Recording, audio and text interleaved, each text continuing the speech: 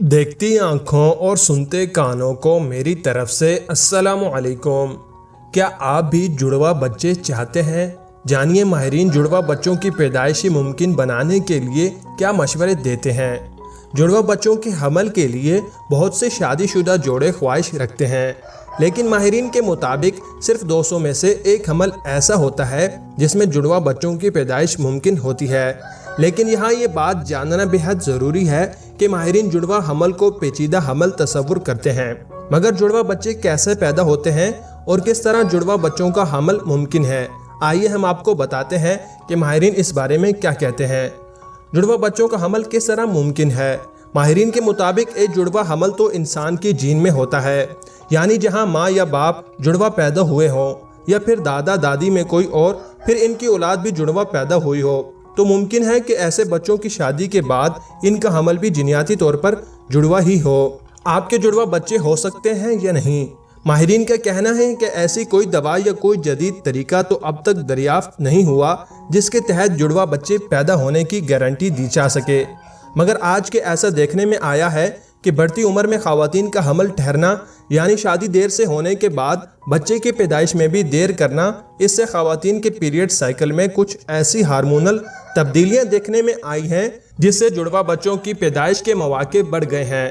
دوسری چیز یہ کہ بڑھتی عمر کے ساتھ ساتھ بڑھتے وزن کی وجہ سے بھی ہارمونل تبدیلیاں واقع ہوتی ہیں اور اس طرح بھی جڑواں بچوں کی پیدائش کے مواقع بڑھ جاتے ہیں۔ لیکن یہ صرف ایک رسک ہے، لازمی نہیں کہ ایسا ہی ہو، اور اس کے لیے کوئی شادی دیر سے کرے یا پھر اپنا وزن بڑھائے، کیونکہ ایسا 100 میں سے چند فیصد خواتین میں ہی ممکن ہوتا ہے۔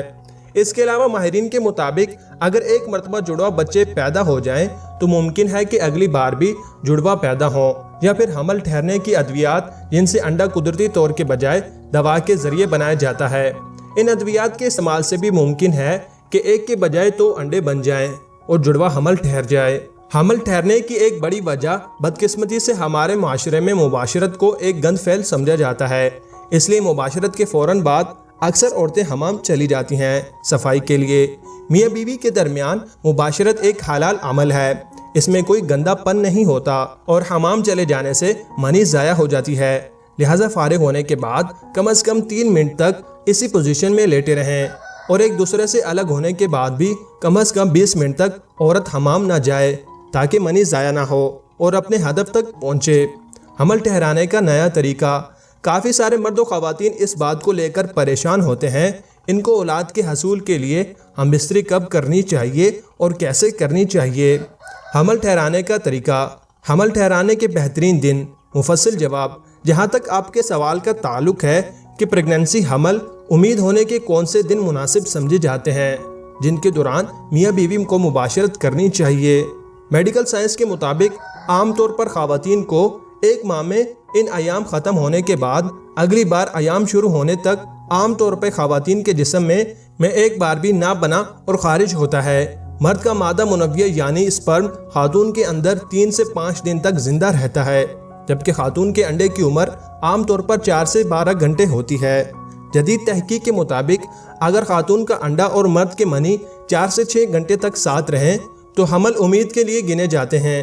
یہ نہایت ہی مناسب اور تقریباً اچھا طریقہ مانا جاتا ہے، لیکن اگر مادہ منویہ یعنی مرد کے اسپرم کے جرثومے خاتون کے اس وقت تک بھی ساتھ رہیں تو بھی امید یعنی حمل ٹھہرنے کے امکانات روشن ہوتے ہیں۔ امید لگنے یا پریگننسی کے لیے مباشرت کرنے کے مفید دن، اگر ایک خاتون کا ایام 28ویں دن کا عمل دائرہ ہو تو 11ویں دن سے لے کر 14ویں دن کے ایام میں مادہ خاتون کے جسم سے خارج ہوگا، لیکن 100% درست ماننا ممکن نہیں، اس لیے ڈاکٹرز عام طور پر میاں بیوی کے لیے خاتون کا ایام ختم ہونے کے بعد 7ویں دن سے لے کر 20ویں دن تک اس عرصے میں مباشرت کرنے کو پریگننسی ہونے کو مفید سمجھتے ہیں۔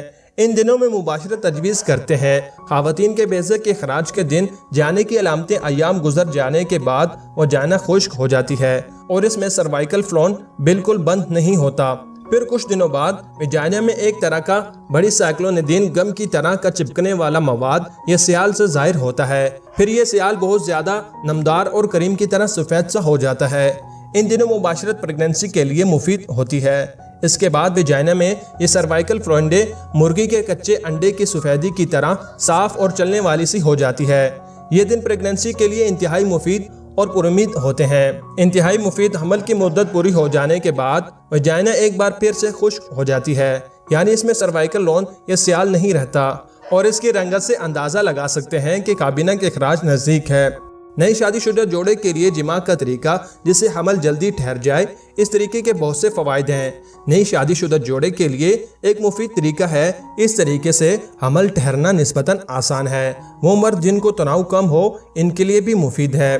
اس میں دخول کے بعد عضو فریج سے باہر نہیں نکلتا۔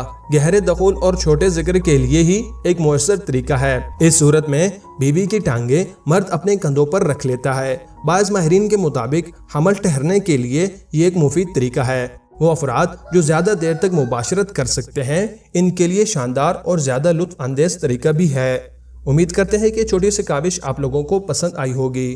اگر پسند آئی ہو تو ویڈیو کو لائک کر دیجیے گا۔ شکریہ۔